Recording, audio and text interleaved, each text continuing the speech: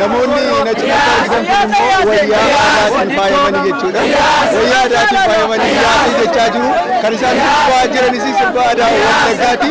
Mee namoota dhimma kana irratti argaman keessaa muraasa isin daawwachiisna. Egaa haalli asitti argamaa jiru kun haala baay'ee namatti toluudha. Gammachuu isaanii ibsataa jiru. Egaa namoota as keessatti argaman keessaa waan muraasa isin daawwachiisna. Baay'ee bareeda. Egaa karaa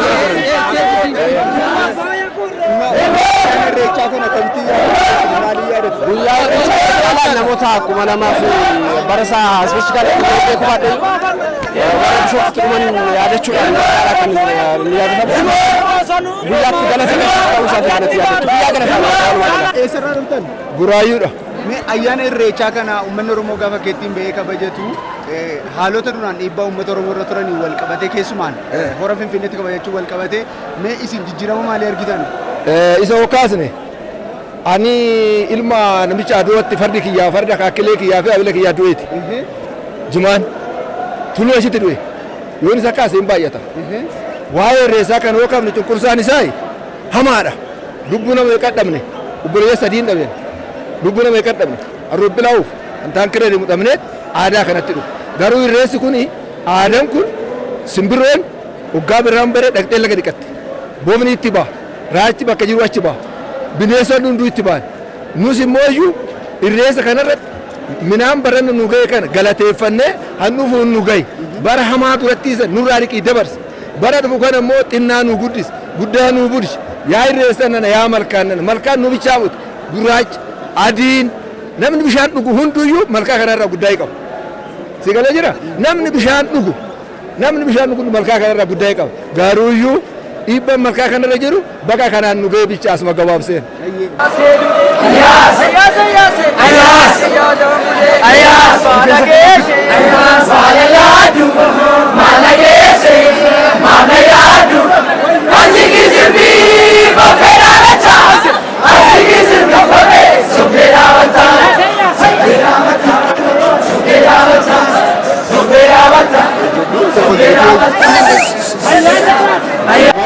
Mareo jechaa jiru. Mareo jechuun waaqa bacaqii gannaa na dabarsitee boqa birraatiin nageessee galanni si haa ga'u. Kunoo marsaan keenya immoo naannoo dhufneerraa bara kana wal agarreerraa jechaa jiru. Manni Oromoo har'a hora Finfinneetti argaman jechuudha. Egaa guyyaan har'aa guyyaa gammachuuti. Uummanni Oromoo kaabaa kibba lixaa biyyoota garaagaraa keessa jiraatan illee guyyaa kana maqaa dha'achuun asitti argamanii jiru. Egaa mee namoota dhimmichaa yookiis immoo namoota dhimma irreechaa kanaaf jecha asitti argamanis hin dubbisnaa isin biraan keenya yaada ayyaana gaarii isiniif haa ta'u isin jechaa. Taruuteen callee irraan dhufe geedee akkam ayyaanni irreechaa nagaadha gaariidha. Naguma hunduu ayyaana dasnamadha ayyaanni irreechaa kun gaariidha baay'eetti dasnamadha. Marsaa meeqa ayyaaneffattan asitti? Marfaa sadaffaadha. Akkami reessa bara kana akkami? Adda inni bara naammoo hundumarrayyuu addadha. Ayyaanota kana yeroo ayyaaneffattan maaliin yaadatu? Baay'eetti dasnamadha ayyaanni kun nama gammachiisa. Uummanni Oromoo buqqeetti wal ga'ee ayyaaneffatu dasnamadha baay'ise. Ayyaanni kun ayyaana nagaa ta'u ayyaana milkii haa ta'u Waaqayyo addaa fardinnaas ni haa kennu. Wal bira walshee nu haa bulchu. Oromoon haa baay'atu. Baay'adha ammayyuu horaa badhaadhaa adda argadhaa addunyaa argadhaa rabbi sin haa badhaasu.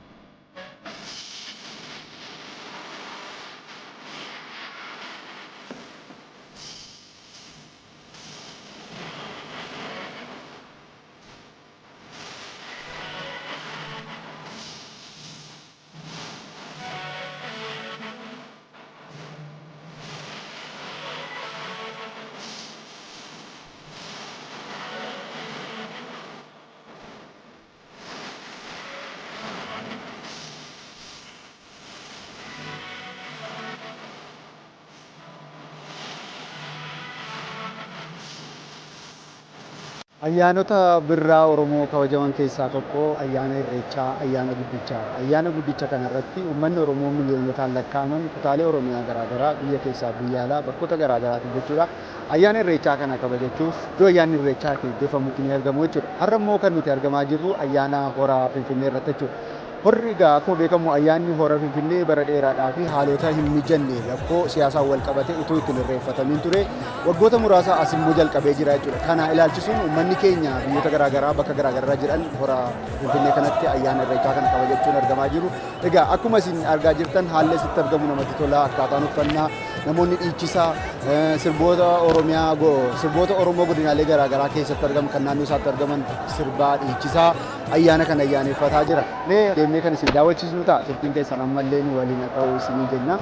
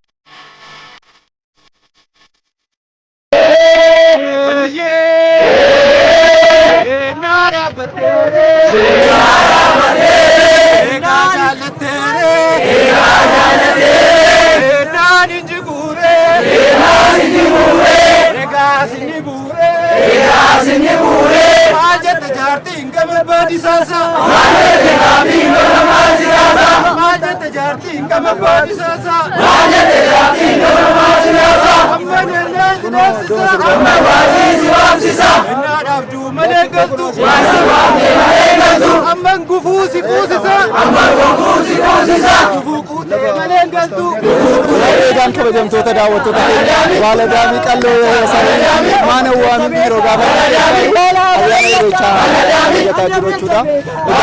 Hundumtuu aadaa isaa maal isaa barbaadetti guyyaa Irreechaa isaa ibsata. Isaan kun gammachuu isaanii ibsataa jiran keessaa namoota keessaa namoota muraasa diinagdee yookaan immoo hawwiisaan yookaan agarsiisaa ayyaana Irreechaa irratti qaban Bagaimana mangga? Ayana Irreechaa gaarii dan dabarsan ayana gaarii. Silalee nanti. Ayana gaarii dan dabarsan. Ayana Irreechaa gaarii keessa.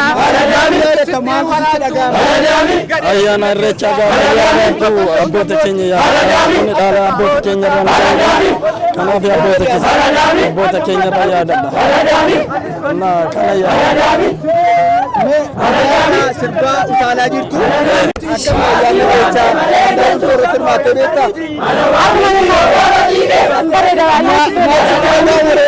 Gammachuu guddaatu dhagaan.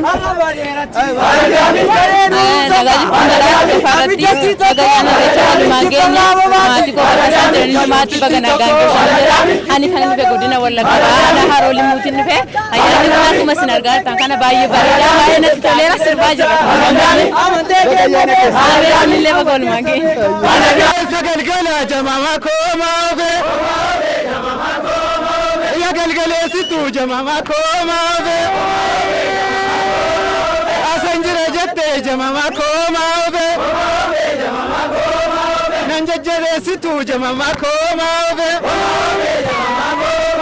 kaleessa waaqate jamama koomaafe galeen gogaarisa jamama koomaafe la galtu jamama koomaafe galene annisa jamama koomaafe Boqqolloon gammoojjii jamamaa koomaa oge. Jamamaa koomaa oge. Onneen naasi laafti jamamaa koomaa oge. Akka mataa mucaa jamamaa koomaa oge. Isabella Mandu Fesani Kero. Isabella Mandu Fesani Kero. Isabella Mandu Fesani Kero. Bikinti tuna romota. Isabella Mandu Fesani Kero. Oromo gachana meta. Isabella Mandu Fesani Kero. Arakanti ta ube. Isabella Mandu Fesani Kero. Isabella Mandu Fesani Kero. Isabella Mandu Fesani Kero. Biliki se titirrise. Isabella Mandu Fesani Kero. Kurbala biga machise. Isabella Mandu Fesani Kero. Kenya udama garisa. Isabella Mandu Fesani Kero. Amanda besi besisa. Isabella Mandu Fesani Kero. Isabella Mandu Fesani Kero. Isabella Mandu Fesani Kero. Isabella Mandu Fesani Kero. argaa jirtan harargee yookaan baay'ee isaanii aadaa sirbaa harargee ba'aa agarsiisaa jiru dhiichisaa jiru waan seenaa waa'ee tokkummaa waa'ee sirbaa dhiichisaa ayyaana kana kabajatu haala asitti argamu kun haala nama gammachiisudha nu waliin tura. Irreechi hawaasa Oromoo biratti hiikaa kam akka qabu namni hundi keenya ni beeka. Gadeen yaada kana fudhatanii amantiidhaan gosaan gara garaatiin qooduuf yaalii hedduu godhama. Akka ilmaan Harargeetti nutis Oromummaarraa gamtaarraa qooda mataa keenyaa baachuuf gammachuu obboleeyyan keenya kan irreeffannaaf as dhufan qooda qabna. Akka dur khalee ganamatti hawwisoon afran qalloo qooda qabutti nutis qooda keenya baachuuf asitti argamna. Maqaa kee Rahmaa Muhammad Naanjaani kan irraa dhufe baandii afran qalloo Dirreedawaa irraa inni. Ayyee baga ayyaana irreechaa geesse. Walumaan baga geesse. Akkamitti ayyaana irreechaa ilaalaa jirtu ergi as dhufte. Hedduu malee namatti tole hedduu dansaadha. Kanaan dura ayyaana irreechaatiin maddee beekta. Hin beeku har'a yeroo duraa dhufa qabu. Bakkee deemsee ishee. Egaa akka nama yeroo jalqabaatii fi ayyaana irreechaa kana dhufeetti ayyaana irreechaa kana akkamiin ilaalta akkuma dura ayyaanaa dhufeetti ilaalte moo tarii garaagarummaan xiqqachuun guddachuun fuula duratti mul'ate. Hedduu malee dansaa hedduu ni tola bareedaadha hedduu malee bareeda. Mee isin keessumaa yeroo baay'ee shamarran ayyaana irreechaa irratti lafa fagoo irraa deemanii dhufuun irratti hanqinni jira. Mee akkamitti waan kana dabartee dhuftes mee waan kana irraa nuu kaasee wantoota asitti agarte kanarraa wanta taajjabdees yoo jiraate waan nuu kaastee yoo jiraate. Amna dheeraa deemnee dhufnee miilaan hedduu dadhabbii takkaan nu jira. Saluma malee wanni biraa takka illee hin jiru. Aadaa fi ibsachuun uumaa dadhabduus uumaa rakkoo hin qabu. Namoota aadaa seenaa mudachuu namoota jaaksanii fi amma haala kanaan uffannaan sirbuun aartii Oromooti waan ta'eef namoonni aadaa seenaa isaanii akka isaan dagaagsan keessumaayyuu shamarran. Ayyee sun hundi kasan waan Oromoo taasisu hundinuu aadaa kasan jabeeffadhaa guddisaa babal'isaan isiniin jaa hedduun isin jaaladha. Baga ayyaana irreechaa geesse. Baga walumaan geenye. Eenyu jedhamta isaati? Ani Ibraahimin Jaama kan irraa dhufe baandii afran qalloo Dirreedawaa. Akkamii ayyaanni irreechaa akkamiin ilaalta irra gaafa dhufu? Ayyaanni irreechaa hedduu bareeda. Nuti immoo hedduu nu gammachiisa. Diina keenya immoo hedduu rifachiisa. Haala malee haalaan bareedaadha nuti bareedaadha. Mee isin fakkeenyaaf aartiidhaaf aartii Oromoo warra guddisan keessaa nuti tokkodha waan ta'eef mee kanumaan wal qabatee namoonni ayyaana irreechaa kan akkaataa garaa garaati.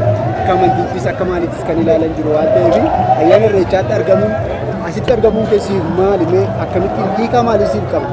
Ani akka mataa kiyyaatti akka nama tokkotti aadaa kiyya guddisuu amma immoo aadaa keenya jabeeffannee wal jabeeffachuu takka ta'uu mul'isa malee ka irreeffatus amantiisaa ka irreeffates ni irreeffata.